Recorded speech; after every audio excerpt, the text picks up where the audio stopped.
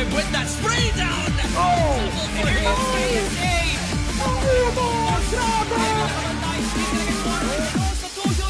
Will be the peak of Crossfire Philippines battle.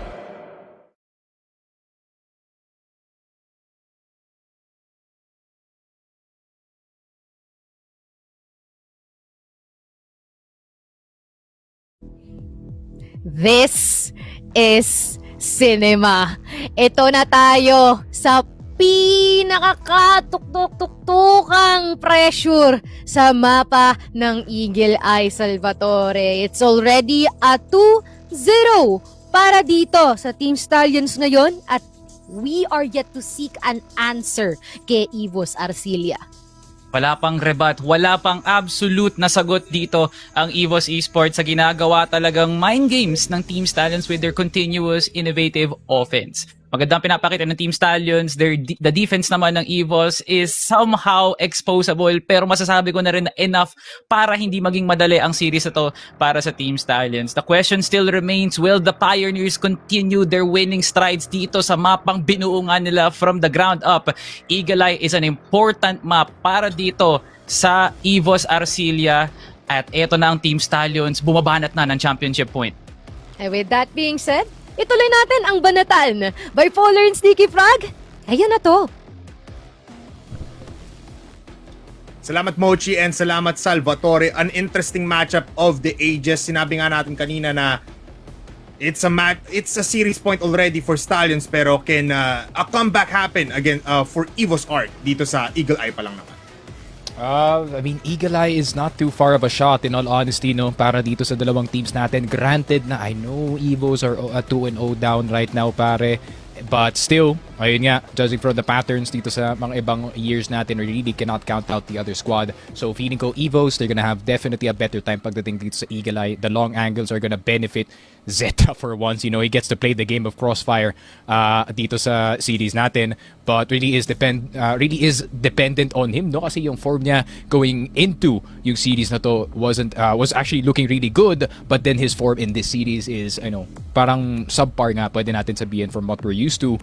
But at the same time, I can't really blame si Zetra, pare. Stallions either is avoiding him like the plague or lima silang papasok just to kill itong si Zetra, pare. This game is not easy for Evos Sniper, and the fact na alam ng Stallions that is the backbone ng kanilang depensa at opensa, they're taking them out. They're taking the spine out, pare, basically. Yeah, and tsaka feeling ko may tracker dart na nakalagay sa katawan ni Zetra because they are able to just dodge him every time. Pero here in Eagle Eye 2.0, it's not just Zetra that you have to be wary of. Stallions. Meron namang double TRG setup ang buong Evos Arc in this kind of, especially in the GR side. We'll get to see a fight and a clash na awat pa sa ating set number 5. But nonetheless, Tiki, it's gonna be a great game. Nonetheless, mukhang marami din tayo may kitang labanan dito sa Hotel SC na nag-iinit na rin naman dito sila KSA, sila Elvin, just holding this down, as well as si Yobib here in B. Pero for Stallions, all they need to do is just keep on the fire rolling and keep on the pressure, especially na sila ay mag-start, I think, possibly on the BL side, if I'm correct. Ayun nga. I think it's gonna be a lot of pressure para dito kay KLP kasi now it's his time to perform para dito sa Team Stallions, no, being the sole anchor of this A site from time to time. Ayun nga, a lot is gonna be riding upon his performance and what he can do dito sa labanan natin. Round off with a 2 kills. He is alone, pero he is a lone man killing of multiple people. At dahil dyan, he's so confident man, nag-push pa siya palabas dito sa hotel. In confidence galing dito kay Lloyd, that was just a tester in all honesty kung magre-react pa dito ang Evos or hindi. And unfortunately, they didn't. KSA and Zetra, two key pieces already out of the equation sa simula ng ating Eagle Eye. And of course, Evos, they're gonna pump the brakes for now. Maghahanap sila ng any Stallions players that is surrounding. Pero JJ will catch itong si Kel R. Look at the buddy system para sa Stallions. They really want to stamp this lead of players dito sa Evos, pare. Yeah. So scary to see like two players pushing out and you not able to hit any shot. At least do some damage pero not able to get the kill. At least one. No, that's a bad sign for Evos. Elvin still peeking out here in mid. Wala pa rin makita mga players pero Kanos already here close to the BL spawn. May kita pa nga dito yung C4 and Yobib falls down to the Wonder Boy. It's Elvin also getting 1 kill pero Kano will get a double headshot to start off our Eagle Eye 2.0. Yan, kaya ka pinapost ni Shady Kano eh. I mean, he's a bit too good on that HK417 pare, fast tapping his way to victory dito sa ating round. At the same time, the double aggressive peaks from Loy and Kano really just stopping them in their place. And in classic STS fashion, the body system to clear out the rest of them is prevalent. Pero Zetra is gonna get KLB. KSA, is he gonna be surprised? Seems like no is the answer. Kano nandito pa sa loob ng hotel. KSA try to pre-fire pero si Kano has a lot to hold. 4 players ng EVOS just to clear him here. Man, it's a wonder kid. You know that he is able to perform in these kinds of situations. But I've seen this before. Nung laban ng EVOS and Execration, they were doing the same. And KSA always just looking at this doorway towards hotel. So now no commitments yet. They want at least Elvin here in mid to do something or even Kellar here in long A. JJ close by para sa trade-off dito kay Kano. And Kano pushes out KSA. Nako, overwhelmed. Very low in HP. Whips out the pistol and Kano finds the pixel against 1. And Yobi with the trade. Ngayon, nagkakagulo ang ating mga players. Elvin will find 1 player coming in towards B. JJ falling down. Yobib and the rest of the squad is gonna be killing off STS. That is 1 round for EVOS. Pantay agad ang laban. I'm cracking my knuckles here, Polar. We are in for a long one. Dito sa Eagle Eye, I'm not gonna lie. Both teams showing their strength on either side of the map. That early pickoff, galing dito kay Zetra, opening up the hotel para sa kanyang team. And granted, it took a bit of work just to remove Kano from his spot. You know, it's still a win para dito sa EVOS either way. And a really, really good use of their macro, pare. You know, JJ na force na lumipat dito sa second mid. Elvin, of course, with the signature mid push, catching itong si JJ, trying to anchor dito sa may second mid. And EVOS back to their usual strats. But the strats don't matter if JJ can just peek itong si Zetra, pare. Might be another bloody round here sa hotel. As they get 1 kill. KSA with a flash. Naku po, Loy just waiting for the prime opportunity. Hindi nila alam. Now he picks out, gets 1, possibly 2. With the help of KLB. What a beautiful defense dito sa hotel. At si Kellar, the IGL, stuck here below the bridge. And JJ finds him. But he gets the kill onto Loy. KLP on the other side kills off Elvin. What a round for STS. Grabe, 2-1 STS. Absolute macro masterclass dito sa hotel, pare Loy. With the patience just sitting dito sa ating bar area and KLB with a good cover sa kanyang teammate. Grabe, the body system once again working para dito sa Stallions. No, Cebuano is alone on the server. And Stallions taking full advantage of it. Ganda ng kanilang simula dito sa first half, pare. Yeah, sobrang ganda. I just want to point out then, usually kasi in the group stage nakikita natin Stallions going for double TRG setup kung saan si KLP pati si KLB humahawak ng TRG, 1 for A, 1 on B. Pero seeing that iniiwasan nga nila si Cetra, hindi na nila ginagawa yun because they don't want that long range fight to give an advantage to Cetra. So they play default, 1 M14, 2 M14s and 2 HKs. And KLP na lang ang gagalaw dito on A. And that's enough for them to push this. And Loy now, very sneaky, very cheeky. At makukuha niya pa si Kellar. And 1 more on the other side of the map. Cetra falls down. And yeah, 3 versus 5. KSA around the corner. Sprayed. Half HP dito. Pero JJ, EBR can do plenty of damage, no? Especially knowing nakahoy dito yung mga pintuan sa mid. Pero KSA taking a sweet time. The 1-taps could be coming eventually. Kano making his way on that A side, reinforcing itong si KLP. Dahil nga, tingnan mo yung position dito ni Loy Polar. Super deep in LP and they don't have to commit anything sa B side. Nandun ba siya sa box? Nakatago lang siya dun, no? Easily. Look at this KSA picking out and he gets the kill finally. He gets a double kill pa. And KLB, butas ngayon yung depensa ng STS. Pero syempre, alam mo na ang EVOS, they wanna play this slow. They wanna put a timer as a weapon against STS. KSA wants to pick out once again. Alam niya meron pang isa pero si Kano ito. Can he get the kill? Yes, that's triple kill. They make it a 4th as Yobib gets 1. It's all up to KLP. The lone man in A goes for the retake. Pushes in mid. Needs to look at B right now as he whips out Yobib. And mapapatay niya nga. That's 2 players left. Whips out the M14. Nagpapalit ng guns per KSA planting the bomb. Elvin malayuan din naman. But he's going towards Hotel. Sobrang ganda ng timing na to. Elvin spots him, KLP as well. It's a 2-for-1 dito sa Hotel. And welcome to Hotel Massacre, brought to you by Evos Arc.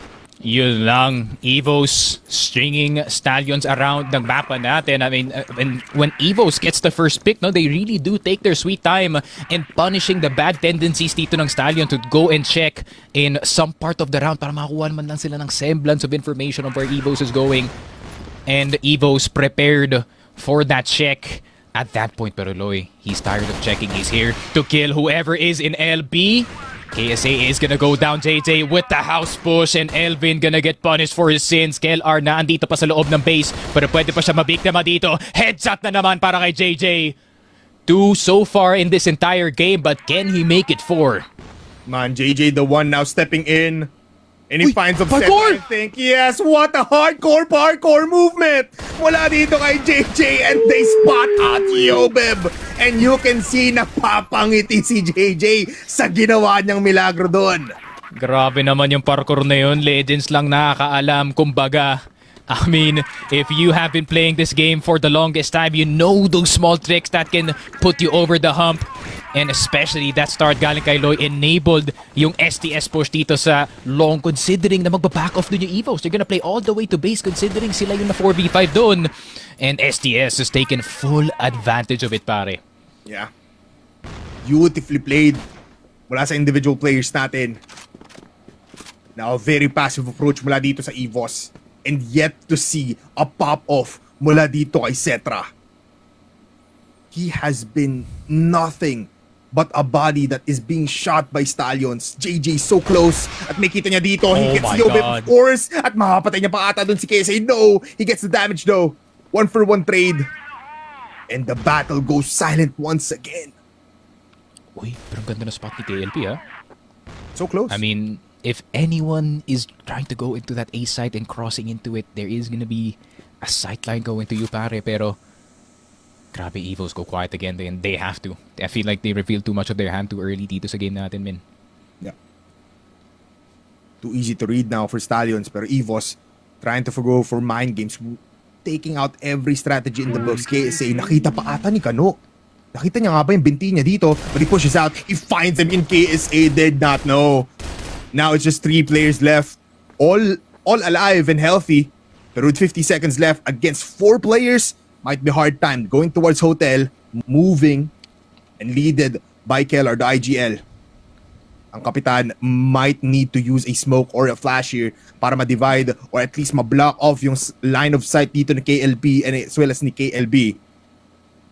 Seconds left, Sneaky. Konti na lang at papasok sila so dry, so raw, and that is the wrong kind of decisions. Cetra also going down at mamamatay pa siya. This man has been struggling to find any opportunity against Stallions.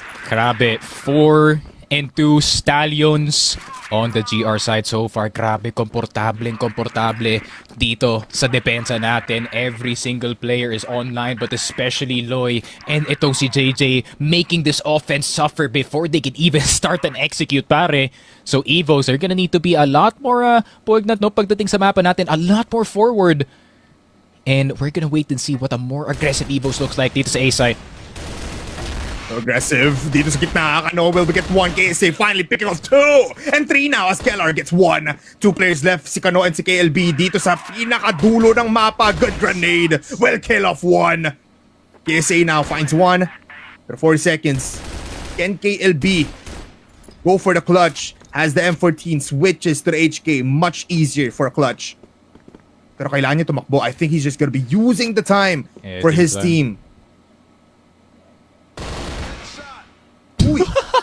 What was that? Reaction time check. Oo, napatakbo ba dito si KLB? Hey, I'm gonna use the C4 timeout, guys. Leave me alone. Na yun, okay na. Iniwan na siya dito sa hotel. Evos, I don't think they're gonna greet him anytime soon. He's already checked in.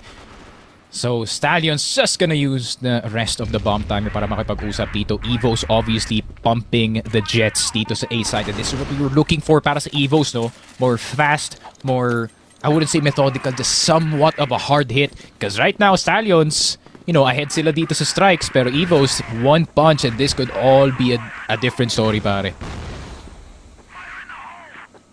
Man, the story writes itself right now. As they get them cleans up, 2-4-2 dito sa ating LB. KLR pushing out the here. Dito sa my bridge area coming in from Hotel. Good grenades. And now STS again behind the walls. Up by 1 ang EVOS dito. They fortify B pero looking at the C4, mukhang gusto pa rin labanan dito ng EVOS, man. Yung B side. Yeah, pero I think usual Stallions reaction here just to try and push dito sa my Hotel. Body system na lang, lalabanan na lang natin to. KSA around the corner with the HK417 KLP. The EBR making noise. KSA spotted. JJ spray down. And that could be something. KLR spotted sa Hotel. And they don't know where the other player is. Nako po, nakaikot na dito sa KLP. KLP now on the rifle. Elvin na lang natitira. He pressed tab. He knows exactly kung nasaan dito si Elvin. It's the flank 1000% pero mapapawary pa rin siya dito sa may PP position. KLP with the swing wider para dito kay Elvin and that's the 5th clutch para dito kay Elvin. 5th clutch. And Elvin just keeps on giving us a show. Time to lock on. Looking at the kill sneaky. 10 kills on KSA, 4 on Elvin, and still 1 on Cetra. 4 both on Kellar and Yobib. For the side of Stallions, 8 on Loy, 9 on JJ. Not yet hitting the double digit for Stallions. And Elvin now smells people all around. He needs to back off. At nako po, binigay niya lahat ng map control. Tignan mo, si Kano mamamatay. Kaso nga lang si Loy, mamamatay din. Elvin is providing a show. Pero look at the plapla. Binatuhan ng fireworks and KLP activates. Gets one through the smoke. Grenades being traded off pero si KSA malapitan na lang dito. Gustong katukin yung pinto. Hello, nandito ako sa gilid mo. Pansinin mo yung EVOS. Nandito na. Going for their 5th round. C4 hindi pa nakaplanta. Yes, the turnaround is that mid-round power that EVOS is showing. They may take it slower than usual but they can also start climbing dito sa laruan natin. Zetra cold as ice dito sa laruan but one pick could make all the difference. Zetra around the corner missing the shot dito kay JJ and they are gonna start to move forward. Cable car in a bad position. Kellar dito sa second mid. KSA, it's a matter of Black Widow B practice. Sino ang mas sanay dito? JJ headshot Kellar. Defuse there. Kellar peek. EBR better para dito kay JJ and the drop gun as well. 5-4 JJ, remember the name. Man, 4 HP, duguan, pero lumalaban. I think after that sneaky, everybody will remember this silent man able to perform at the lowest of the low and getting at the peak of his form. Yobib now, gusto tumikim, and JJ already pinatay sa LB. Oy, oy, oy. Bit of funny karma there, pare, after that drop gun last round. Pero yun nga, 4 versus 5 immediately at the start of the round. What do you expect when Zetra switches on the other side? There is also Yobib who also has the presence on that sniper. Pero Zetra, grabe talaga, man. He has been missing so much in this series. Lloyd just gets a free kill. Dito sa A site, Elvin na lang natitira. It's gonna have to be Kellar making the adjustment. And this allows the map to be more open para sa Stallions, pare. It's so open, man. I think it's time to lock on for both teams because it's so close. Too close for comfort. KLB, Elvin in prime position. KLP nasa likuran din naman, trying to go for the push. Unang mamamatay si KLR and they find Elvin pa. And as well as si Yobib. KSA wondering anong nangyari. Anong kailangan kong gawin? Aakyat, can he find people? 2 heads and a dream. Pero isa, yung ulo niya. That is another round for Stallions. Stallions, 4 rounds away from being crowned the new #1 team in the Philippines, pare. They can smell it at this point. EVOS, the struggles continue para sa kanila dito sa second half. It's all about that second half, no? I mean, bipolar, you noticed in game 1 at 2, pare, it's that second half performance that's really, handicapping itong EVOS, pare. They go cold at the second. Yeah. And just to reiterate, 10-6, 10-4 scoreline yung kaninang ginagawa dito ng Stallions sa EVOS. Pero sabi ngayon ni Cetra, ako na lang hahanap ng angulo ko. Sige na. Pero si Kano nakuha ng isang kill onto Kellar. And Elvin now needs to run away like a cat because he is being hunted. Pero si Cetra is the hunter of the Stallions. Grenade will be there. Pero si KLP gustong lumaban, gusto puntiryahin ang EVOS dito. Oh! Bang! Headshot! Onto Elvin! And KLB pops off as well. 2 players left for EVOS. Isa si KSA pero burado agad. Wala na. Lagyan mo ng semento yung ulo niya. 1 player left. Yobe with a TRG able to get 1v2. B is for the taking. He's retaking And A! EVOS Yobib, he doesn't know. He is so clueless. Yobib, hello. Nasa likuran mo yung STS. Grabe, Stallions. 3 away from that elusive trophy, pare. The Cebuanos are ramping up. Dito sa Eagle Eye, KLP getting itong si Zetra. Oh my word, Stallions are rolling forward. EVOS, the Tigers turn into kittens dito sa second half, pare.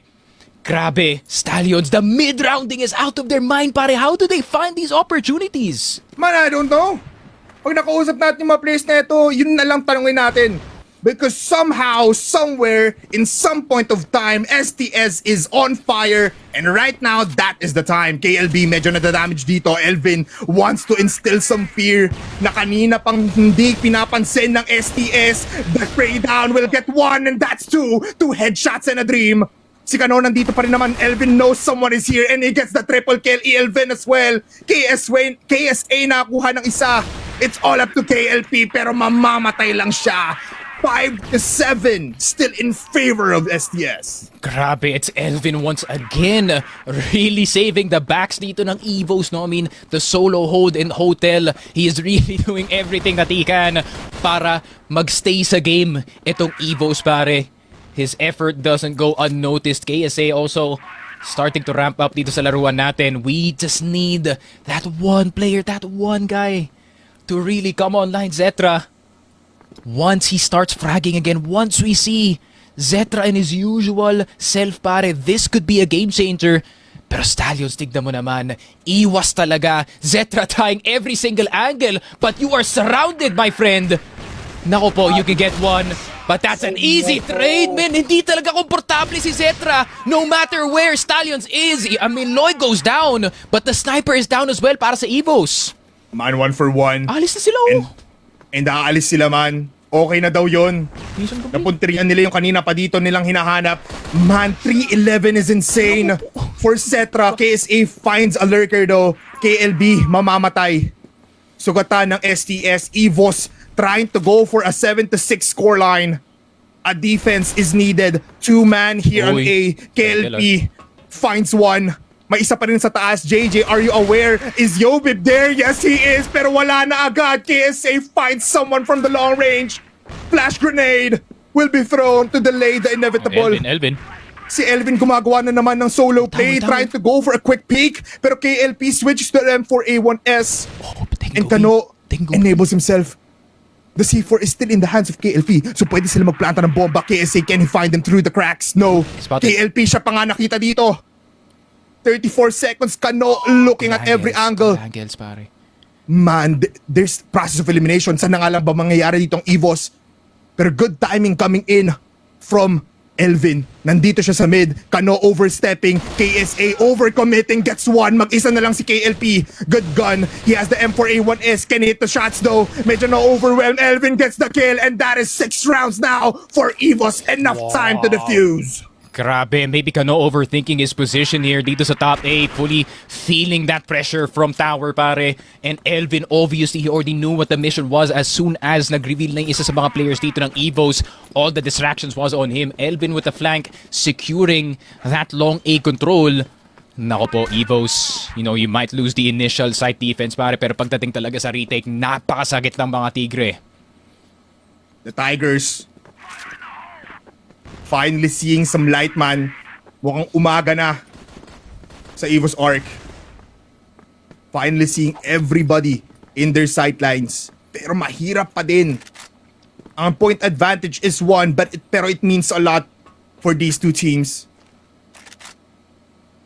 Elvin close by though. KLP. Can he spine Zetra? Yes, he can! What a shot!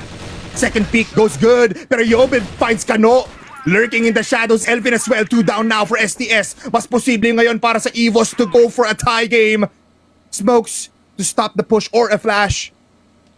Pero tuloy-tuloy pa rin man. STS going in, sending JJ here in the hotel, possibly a backstab towards EVOS. Oo nga, feeling ko si Loy at si KLB mag-iingay sila dito sa A-side to try and draw attention away from him. Pero knowing Elvin, he's gonna start investigating kung sino pa ang nasa loob ng hotel. And Yobib with a flash on LB. Recheck lang dito sa ating position. And they are gonna clear JJ methodically there, pare. Meron pa namang isang tao na nasa loob ng top A. And his name is KLR. KLR spotted immediately, but that's information. Loy spotted dito sa loob ng bahay. KSA, HK in his hands. KLB, last one left alive. Granted na napakasakit ng HK niya, pare, up against 3 players from 3 different angles. This is gonna be very difficult. KLB spotted, sprayed down, headshot is needed pero hindi niya makukuha. 7-7. Evos are back and I have seen this before. Bipolar, the comeback on map 3. We could be seeing deja vu here, pare. Sabi mo nga, Sneaky, that it is not yet done. Lalo na't ganito ang ginagawa ng EVOS finally online. 17 kills, 9 headshots on KSA, by the way. The top fragger sa Eagle Eye right now. Some skirmishes here in Hotel, is as you can see in the minimap, but they will be falling back and looking at JJ using the TRG like it's his own weapon. KSA with the HK connects onto 2 while falling back. Pero si Loy makakapatay pa rin naman. 2v2 now, Sneaky. Magkahiwalay si Loy pati si JJ, Yobib and Elvin holding hands. Kailangan mag-retake with each other alive. Pero Yobib, they need to run now. They need to go. The information overload, wala sa lahat. Uy, grabe. Pero look at this. Yobib, fully knowing na aalis na dito si JJ from his position, knowing na B-site na ang gusto nilang kunin, he is following suit, at least trying to. Pero two-man retake na lang siguro. Elvin gonna come from that mid position. Yobib gonna try and top walk his way into that hotel. The Stallions plant 2v2. Loy, JJ versus Yobib and Elvin. The Lurk with his support. And the Lurk with his support, ironically, pare, on the other side as well. 28 seconds, not much time. Elvin taking yung M4 with him. 24 seconds left. Takes 2 seconds to defuse, unfortunately. Para dito sa Evos. Look at this angle para kay Loy. Round the corner. Headshot immediately on Yobib. The Dark Prince goes down. Elvin na lang natitira. The Human Lason cannot do it. 8-7. Stallions closer than ever. Pero Evos, feeling ko hindi pa tapos so, pare. Hindi pa tapos. That feeling in my stomach, it's not yet over, I feel like. Man, I share the same sentiments, man. Nakabuntot lang dito ang Evos and they can smell their prey. Still far from being over, but closer towards a victory ang ating Stallions. Almost going towards a championship title. 3-man push in long A. KSA getting found out pero shots will not connect. STS ngayon, good flashes in down. KSA overwhelmed. Yobib gusto mag-push dito sa gitna pero si KLB ready para sa push. That's one down. Yobib with the first blood. Second blood goes towards KSA. Killing spree na nga ba to para sa STS. They stabilize. They slow down. Making EVOS think so hard. Pero si Cetra finds one through the cracks. KLB, good shot. Elvin though, sprays them down. Kano will get the wall bang onto Elvin. Killer atop. Nakita yung ulo, yung tuntungan mo. Itago mo kasi si Kano nandito na. Kano wants to fight. Oh my god. Cetra! How has he missed that bipolar? Kellar na lang.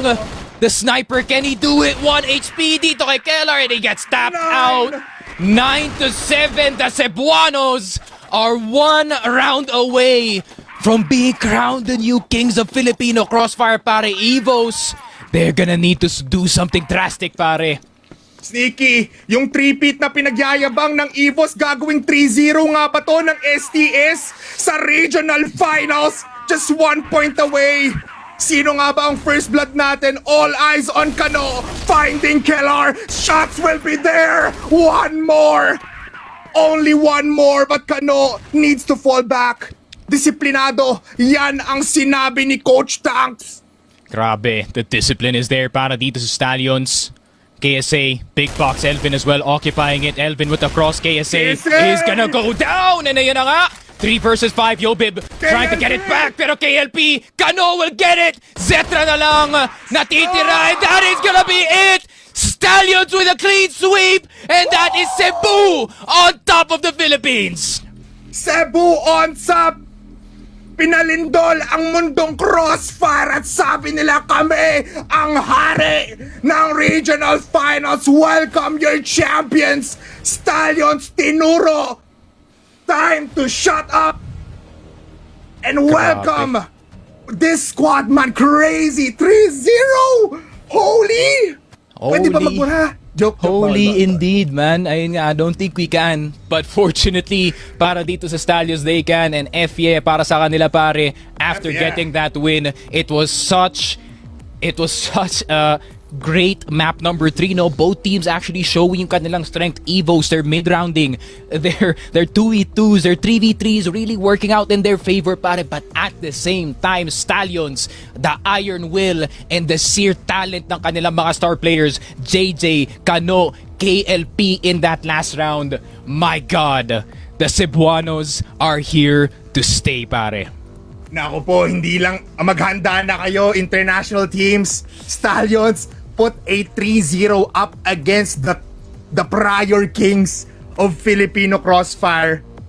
Oh my goodness, Sneaky. Wag na mag-panel, tayo na lang, Sneaky. Marami tayong pag-uusapan dito. But man, who would have known?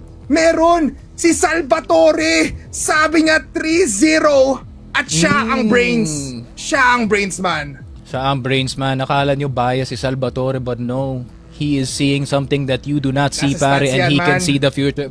Nasa stats yan, pare. Kaya, all I'm saying is, Salvatore, he has the last laugh kumpara sa lahat ng tao dyan sa chat, pare. And let us see what is gonna be the stats potentially dito sa laruan natin. My God, my lungs are spent dito.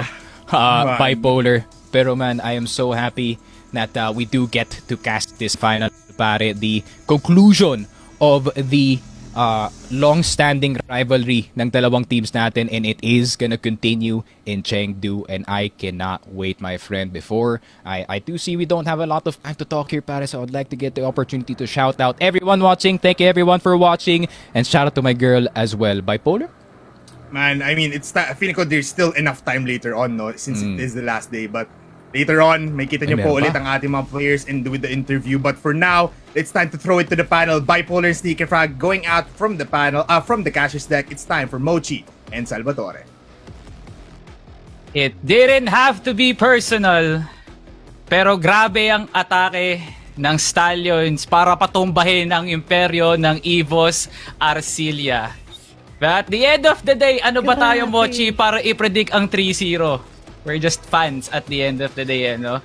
Ladies and gentlemen, the new kings of Filipino Crossfire, none other than Team Stallions. Wow. Good riddance. Third time's the charm. Sa wakas, hindi na inaalikabok ang trophy case ng Team Stallions, and they did it with an exclamation point. Grabe, no? Napaka-poetic at inulan ng tatlo yung araw na to.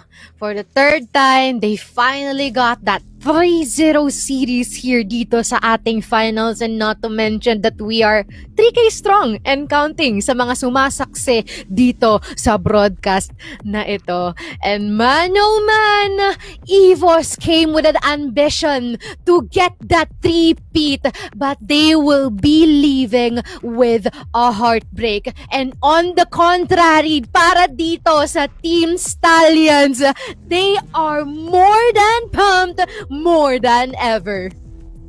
Look at how they finished the story, Mochi, no? From being Grabe. titled as chokers, the Kryptonite, that is the Kryptonite, that is Evos Arcilia. Take a look at who has the last laugh now. Ngayon, nahanap na nga ni Superman na wala-wala yung Kryptonite na yan. It is now finally done as Team Stallions can now sleep peacefully at night, whereas Evos Arcilia goes back to the drawing board asking the questions, where did it all go wrong? This was the most anticlimactic series ender na nakita nga natin, eh. The last of few sweeps na nakita natin dito sa loob ng finals ng regionals. The last time na nakita akong na-sweep ang isang grand finals, I don't even want to go back to that history because someone will get hurt. actually, panoorin nyo na lang panoorin nyo na nga lang Fall Finals 2023. You know what I mean. Pero ito, from Team Stallions, this is ill-expected. Hindi biro ang ginawa ng Team Stallions dito, no. EVOS tried. Pero dun kasi tayo nagkulang, Mochi. EVOS just tried. Where was the sheer power? Where was the willpower? Nasaan? It felt like Team Stallions, tinanggalan talaga nila lahat ng ad sa mundo para tumapat man lang ang EVOS Arc. Pero grabe din, no? Sobrang tindi ng pag-disable nila kay Cetra. Tinanggalan nila ng pakpak tong batang to. The hope and dreams na kung saan so much responsibility ang binibuhat ni Cetra. And to the point that everything crumbled down because of it is just definitely something na talagang hindi inaakala ng EVOS Arc and of course sa lahat ng mga sumusuporta sa kanila. But look at Team Stallions, how they appeared prominent, strong, all of the good things na meron tayo dito ngayon na more than 1 ang KD nila. Lahat sila dito may banat, may bira at ang merong pinakamagandang performance dito sa mapa ay wala nang iba kundi si JJ with a 1.50 KD and 1.06 kill per round. And Salvatore, nakita naman natin kung gaano katindi yung mga clutches, yung mga flicks, kung gaano nakakabali ng wrist itong kanyang mga nagiging kills man. Kita ni JJ that he also deserves a bit of spotlight dito sa ating finale vital. Huwag niya na nga yung braso niya. Sa dami ng hospital flicks, nasa ER na. Pinapagaling na yung braso dito ni JJ just to secure those multi-frags. Every time that EVOS wants to go for a spread play 3-2 or even 4-1 para lang mastakan yung site, and then Elvin with the lurk. The Stallions' readability of 2025 needs to be studied, pre. Kasi every time that Elvin goes in sa LA, apparently, tumataas yung spider senses ni JJ and he just gets the kill. So, it was not Kano, it was not KLP, it was JJ cementing himself as an underrated player na kailangan din talaga bigyan ng bulaklak. Because Team Stallions is a working machine when everyone is in full effect. Pero, paano mo pagaganahin ng isang makina kung walang gasolina, and that is JJ for Eagle Eye. Alam mo, Salvatore, I was mistaken so badly, no? Sabi ko dito, we are finally at the climax. Pero look at what just happened. It seems like it's already the ending para dito sa ating serye, which is something, no, na I believe is nakangiti ka? Kasi hero mo, you predicted. You're the only person who predicted a 3-0 dito sa ating seryeng ito. And man, oh man, Team Stallions said na, you know what? Tama yung isang taong nasa panel ngayon. Ay, sino ba? Banggitin mo na. Huwag ka na maya. Sino ba yung tumama ng prediction? Ano ba? Eh di kilig na naman eto. Ay naku ka. Ay, yung kilig na yan, wala yan. We are still professionals at the end of the day. Di naman tayo basta-basta dito. We are still professionals. Yung kilig na yan, pagpatay na yung mga camera mo, Chi. And let's now crown our match MVP. Ayan. Who? Sino pa ba? Wala nang iba. 2 letra, pero isa lang ang maging kampiyon sa larangan ng Crossfire. 1.76 KD for Mr. MVP, Christopher Robinson. Kano. My God. Sementado na ba, Mochi? Sementado na? Nako po, well, hindi pa ba sapat lahat ng mga binibigay dito ni Kano, no? Sementado na ata nga to. Salvatore, the Mr. Consistent himself. And it seems like I don't even know. I can't even pin down which word to use, no? Sa performance ni Kano, where every single time talagang pinapakita niya that whoever goes down his way here will be shut down. And nakita natin yon simula sa ating mapa ng sub-base to port to here and Eagle Eye. And Kano, best player nga talaga ngayon, no? Nationwide, just by the title alone and as well as the statistics. Hindi sa pagiging bias, hindi sa pag-overglaze, but these are backed up facts ng batang to. These are facts, okay? which is insane.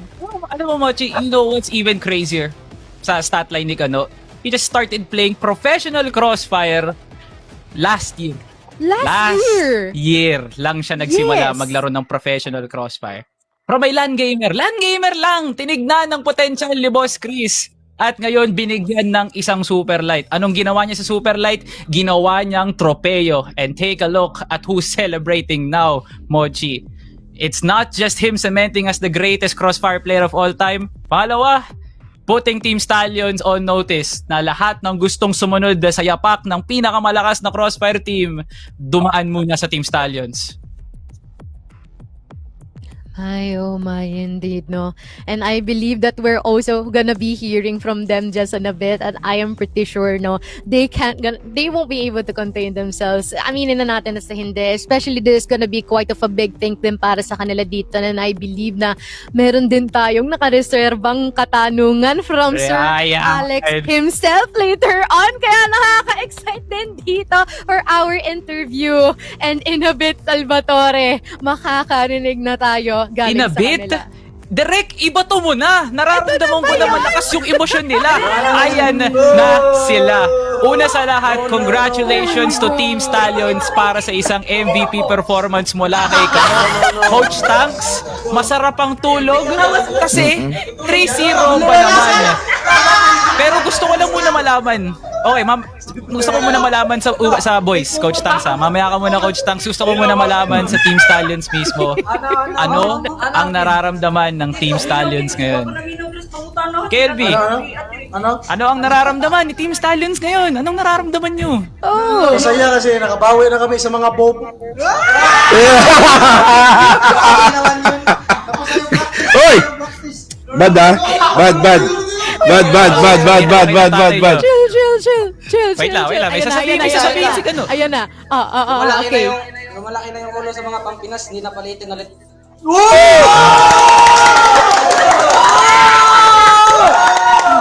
Hindi kaya maging humble kasi nalaki na ulo. Wala kami ginagawa sa kanila.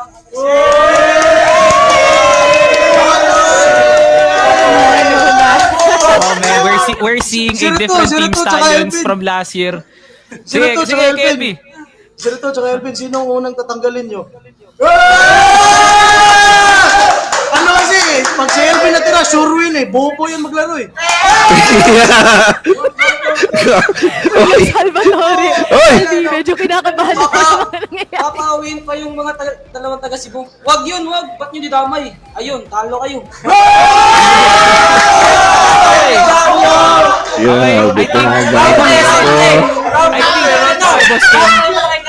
Oh man. Enough is said. Mamayang bibigyan namin kayo ng oras para makapagsalita. Pero may gusto kami itanong dito kay Coach Tang. Sige, Mochi, iba to mo yung tanong na yan. Ayan, Coach Tanks, no, we are very much curious. I'm pretty sure marami kayong mga ginawang mga preparasyon dito, pero at the same time, ito ang aming biggest and deepest question, which is, hindi ko sure kung masasagot nyo nga ba talaga, baka this is classified information. Sige lang. Pero, ano yung preparasyon? Ano ang inyong ginawa para hindi makagawa si Cetra ng mga milagro niya? Nagdasal kami together. Humingi kami ng guidance kay Lord. Sabihin nyo na OA, pero yun talaga. Nagdasal kami, naniwala kami sa isa't isa, naniwala kami na kaya namin silang talunin. Yes, they've been the 2-time champ, and they were assuming they will get the third one. Well, every competitor deserves to say that. And hindi ko masisisi yung coach sila and every one of them. Sobra respeto ko sa buong team nila because they are very confident and yun nga, the way we prepared for them is also because of them. They were, honestly speaking, they were the gasoline, maybe perhaps the main gasoline of our whole team. Kung bakit yung doble, triple, 4 times, 5 times, 9 times, 9 times effort ang ginawa namin and sacrifices. Yun. That's how I will answer that. Pero siguro okay lang ba magtanong pa ako isang question sa Salvatore? Sure. Kasi I'm pretty sure sobrang lalim ng pinanguhugutan nyo, no? This is the first local trophy that we have here para dito kay Team Stallions, ex-Ubek Maniac, Coach Tax. Anong nararamdaman nyo at gaano ka-importante itong titulong to para sa inyo? Sino sasagot? Yung mga boys na muna? Ikaw, Coach Oo. Tanks. Ikaw, Coach Tanks. Kahit lahat. Oh man, this is it's been a long time coming. We came from the grassroots. Nung kinuha ako as coach, then I was presented with these young boys. We witness ka rin din, Mochi, when we lost last year. And na-post mo pa kami, natutuwa ka, sabi mo, nagpe-pray kami kahit talo, and I was motivating the boys and all. And nakapag-China kami last year, kahit second place kami. Tapos nag-regionals ulit kami, nag-ACL. Tapos nakapag-regionals ulit, talo ulit kami sa EVOS. And I knew, believe it or not, I knew we are gonna win this time. Because I believe we are now on a different level. Nasa ibang level na ang team namin eh. Confidently saying yes. Humbly and confidently saying na we are on a different level now. My boys are on a different level. Siguro simula yun nung naramdaman ko na they were dominating the international scene. Yan. Absolutely, Coach Tanks. We can attest na totoo nga yung sinasabi nyo na truly new level na ang Team Stallions dito, no? Pero ikaw, nasagot mo na. You said your piece. How about Pero them? no holds barred naman para dito sa ating Ubek Boys, no? Team Stallions. Same Mas tao question dyan, para sa inyo kay LP. Wait lang. May tanong daw si KLP. Nanood ka ba? Tapos na-practice namin. Boys! Ito ba? Boys! Ay, Coach Tanks. Meron kang ididisiplina talaga mamaya, no? At sure ako, mahabang-habang session yan ng pandidisiplina. Boss KLB, same question lang din para kay Coach Tanks, no? Ano bang ibig sabihin ng panalo na to para sa Team Stallions? Bawi lang to sa amin. Kasi parang minamalas kami tuwing championship eh. Ngayon nakabawi na. Convincingly, by the way. Convincingly. You just had to put it there, no, Coach Tax? Kailangan I have to rub it in. I have to rub it in, yes. I have to let Kasi my boys know. historically, Coach Tanks, this is your third championship trophy as a coach. So it has to feel good, no? So it just has to feel good. Okay? So I think yun na lang ang oras na meron tayo. Pero bago yun, bago natin talaga iba to sa ating panel, Coach Tanks, bibigyan ko rin ngayon ng pagkakataon, Team Stallions Boys. Coach Tanks, shoutouts, mensahe, gustong batiin. Ako naman na, bago yun, boys. I want to thank number one si Lord kasi ginaid niya kami dito sa match na to. I want to thank my boys for always listening to me, for lowering their pride and egos para pakinggan ako as their coach. Thank you, boys, for always listening to me and respecting me as your coach. Thank you kay Boss Chris. Siya yung dahilan kung bakit ako nandito ngayon sa team na to. Thank you kay Ma'am Lizelle na lagi nandyan, the mother of these boys. Tawag nga namin sa kanya manager eh. Kasi siya yung mommy and manager ng mga bata. Sa misis ko, sa mga support system namin, kay Wang, kay Rio, sa sixth man namin, sa nanay ko lagi nanonood, sa asawa ko, sa friends ko, and gusto ko lang din mag-iwan ng message, no, sa lahat ng fans namin. Maraming salamat sa suporta nyo lagi. And message ko naman sa EVOS, yun, we're gonna represent again, no, mga kapatid na sa EVOS. Galingan natin sa ibang bansa. Pero gusto ko rin last message.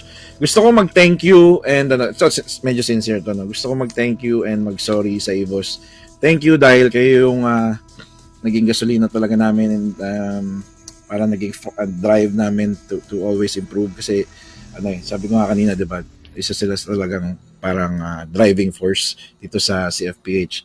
And sorry kasi inagaw namin yung kaisa-isang pinagmamalaki nyo dito sa Pilipinas. Bye. Tama ka dyan, Gano. Tama ka dyan, Gano. And bye-bye, Coach Tanks. Napakalupit ng fadeaway mo na parang si Kobe. Okay, Gano. Nagbensahe na dito si Coach Tanks.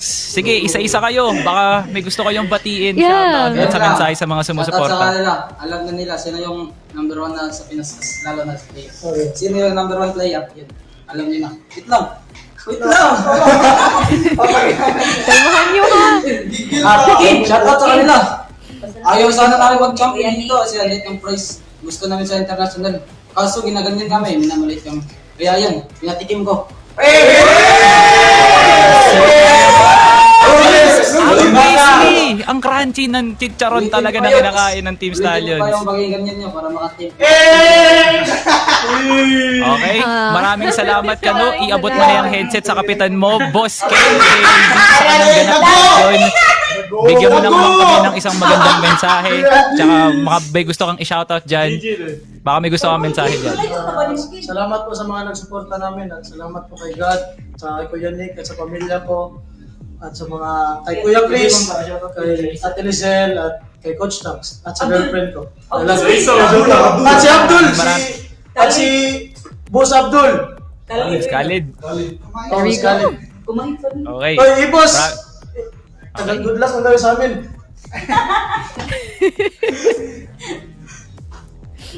Ayan na, Mochi. Ayan. Goods na. Nakapag-ceremonyas na ang ating Team Stallions, pati na nga rin si Coach Tanks. Para sa iyo yun, Boss Clydes. Maraming salamat sa paggabay sa mga batang to. Ang mga bata mo, isa ng ganap na kampyon. Mochi, good riddance. I can't believe we are now putting the mic down kasi culmination na ng Regional Finals Philippines. Yeah, exactly. And seems like we are gonna be joined by our casters once again, no? Ng pansamansalit. And ating babalikan ng bahagya kung ano nga ba ang nangyari sa isang buong buwan at lagpas dito, no? Sa regional finals natin. Man, oh man. Kamusta naman kayo, Bipolar? Ay, ako, gumagawa na ako ng content ko mamaya. Gumagawa na ako ng post ko mamaya, Sneaky. But nonetheless, it's been one hell of a ride pagdating natin dito sa regional finals. Hopefully, mamaya mag-shoutout din tayo, but I'll throw it on to Sneaky muna. Honestly, pre, bilang na lang yung brain cell ko at the moment kasi nilabas ko na talaga lahat dun sa grand finals. Ito yung bilang ng brain cell ko at the moment and grabe, I'm so glad I went all out dito sa finals kasi ayun nga, I deserved it. Yeah, totoo, no? Same sentiments as well, na talagang nilabas na natin lahat ng makakakaya din natin dito, no? Pero talagang hindi lang si Team Stallions ang panalo dito kasi biro nyo, pati yung mga manonood natin dito, pwede rin makakuha ng mga kapanapanabik na mga rewards natin dito from Stove PC Clash Showface Events Season 2, kung saan ngayong October 10 up to November 4 is they can exchange points to our point shop. Pero paano ba nila pwede gawin ito, Salvatore?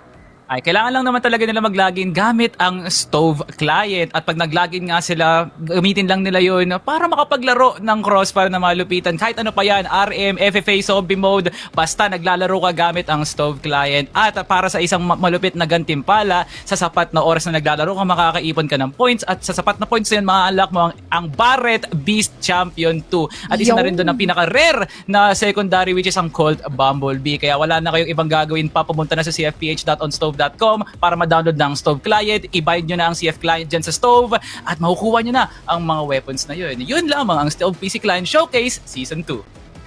Ayan, yun na nga, no? Balikan natin ang mga nangyari dito sa isang buong season na regional finals, no? Just in a bit, makikita natin ang updated bracket, no? Para ma-summarize how did the journey look so far. Kaya lang kasi parang no, kung merong mga nakalagpas dito na mga hindi masyado nakasubaybay dito sa regional finals, we would highly recommend na balikan nila ito kasi ang dae nilang nalagpasan dito na hindi natin nakikita on a daily basis. Pero this is what just happened from yesterday. We started with Team Stallions and matches on a 3-0 and the same here for Evos Arc and Execrations, and look at how consistent it is dito sa ating finals. 3-0 pa din. Sa battle for third lang tayo, nag-fourth map. My God, Mochi, it just happens to be that way no? Hindi ko alam kung sino yung may hawak ng pluma ngayon, sino yung mga direktor sa likod ng mga kortina na to para ito ang makita nating mga resulta. Who would have thought na battle for third pa ang magkakaroon ng map number 4? It was that kind of day. Grabe nga naman, nilaan tong araw na to para magpahinga, hindi nilaan tong araw na to para ma-witness natin ang isang malaobra na laruan ng Crossfire. And you can only see it here at Crossfire Philippines. This is a momentous occasion. It was a failure to secure the three-peat, the first ever champion ng Team Stallions for over a year of competition. Sila ang papasok na number 1 seed sa CFS Grand Finals. There are layers to this. There are layers sa hindi lang natin nakita sa playoffs from group stage. Ang dami ding nangyari, Mochi. Yeah, exactly, no? And maybe ito na rin siguro yung hudyat na ibibigay ko sa inyo, ang inyong mga everlasting words bago matapos at makapag-wrap up dito sa ating liga. Simulan na natin kay Sneaky Frog. Ayun nga. Reiterating na lang what I said earlier, no? Shout out to my girl Shy for watching right now. Grabe, ayun nga. Because of her, I did kind of pop off today dito sa broadcast natin. And at the same time, shout out to all the Crossfire community. Man, yun nga, I've been on this community for like 8 or so years na, and it's still the exact same fire fervor na nakikita natin from the competition. So I appreciate every single one, mapabias man o hindi, dito sa ating chat. And ayun nga, I would also would like to thank yung behind the scenes people natin, yung TNC. They really made this broadcast work. Bipolar. For me, I mean, tulad nga nang nangyari kahapon, I'd like to give a big shout out to mas makakapag-enjoy na tayo. Wala na munang Crossfire for the entirety of the year, But for everybody that's watching, para sa inyo, maraming salamat po. You've given me a greatest warm welcome pagdating sa Crossfire community as a newbie, and as well as sa co-talents ko that have been guiding me. Maraming salamat po. For the entirety of TNC Group, TNC Events, and the TNC production, maraming salamat sa tiwala. And hopefully, next year, nandito ulit ako para mabigyan kayo ng mas maganda pang hypecast. You know what it is, Bipolar. Maraming salamat. Salvatore. Yun, thank you so much sa mga sumuporta dyan. And to Crossfire Philippines, grabe, almost a decade of support sa larangan ng Crossfire Esports dito lang sa Philippines. Maraming salamat kay TNC Events sa patuloy na pagbigay ng magandang broadcast sa mga segments. From the ground up, ang ganda ng binibigay nyo talagang suporta para mabuo ang broadcast na to. Maraming salamat kay Boss Alex, sa lahat ng bumubuo sa mga team, sa mga team owners natin dyan, sa mga coaches, sa mga players. Lahat kayo susi kung bakit maganda at masagana ang taon ng Crossfire Philippines ngayong 2025.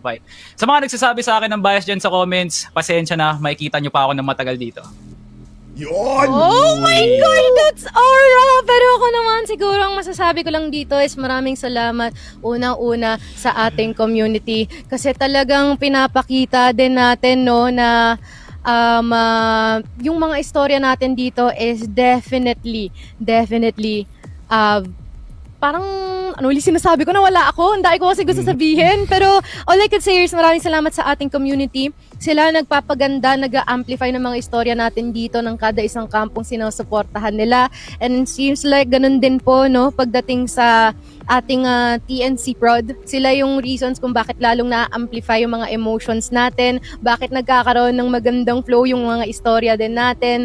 And maraming salamat sa mga co-talents ko kasi guys, sobrang saya yung katrabaho. Dito ko na sinasabi kahit na dapat sa GC lang. Pero other than that, maraming salamat sa community kasi guys, wait lang, sobrang... ano yan? May nakakarinig ako, may mga gusto pa daw pa shoutout no? So, meron pa yan. Pwede ba? Sige, Pwede ba? Ako na lang go. babate. Okay, isa-isahin na natin na nga sila, Una sa lahat, shoutout nga pala sa director ko dyan, Boss SG. Maraming salamat sa pakulun mo. Shoutout kay Crossfire Philippines, shoutout kay Smilegate Entertainment, kay TNC Group, kay TNC Production, kay TNC Events, kay Miss Ali, maraming salamat.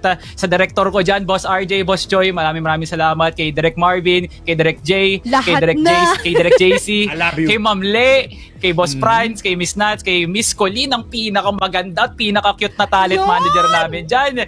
Kay Miss Jeroel, sa mga game ops namin dyan, si Boss Leb, si Boss Nos, si Boss Simon, at si Boss Marbong. Grabe, maraming salamat sa lahat ng mga binanggit ko.